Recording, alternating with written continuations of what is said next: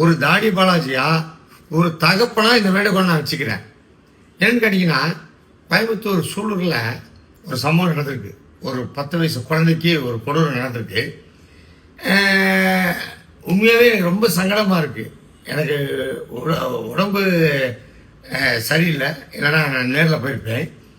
என்னென்னா, தமிழக அரசுக்கு ஒரு வேண்டுகோள், குறிப்பாக தமிழக முதல்வர் அவர்களுக்கு பெரிய வேண்டுகோள். இதுக்கான ஆக்ஷனாக உடனே எடுங்க சார்.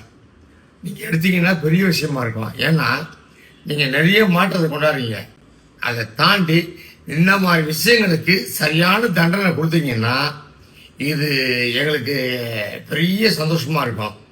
ஏன்னா மனவேதனை சார், அந்த ஃபேமிலியை போய் பார்க்கணுன்னு ஆசை. எனக்கு உடம்பு இல்லை, என்னால் பார்க்க முடியல.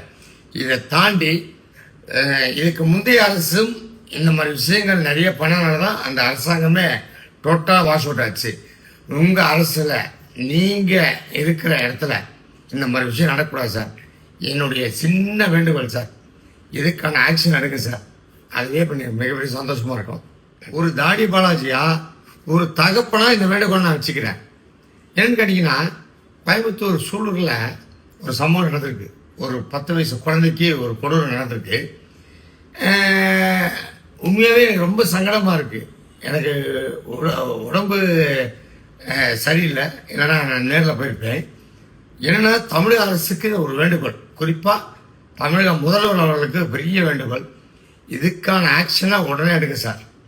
நீங்கள் எடுத்தீங்கன்னா பெரிய விஷயமா இருக்கும். ஏன்னா நீங்கள் நிறைய மாற்றத்தை கொண்டாடுறீங்க.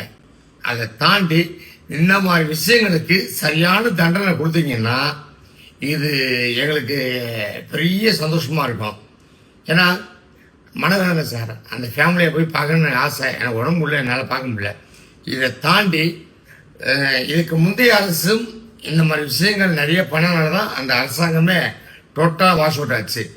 உங்கள் அரசில் நீங்கள் இருக்கிற இடத்துல இந்த மாதிரி விஷயம் நடக்கக்கூடாது சார். என்னுடைய சின்ன வேண்டுகோள் சார், இதுக்கான ஆக்ஷன் எடுங்க சார். அதுவே பண்ணி மிகப்பெரிய சந்தோஷமாக இருக்கும். நன்றி.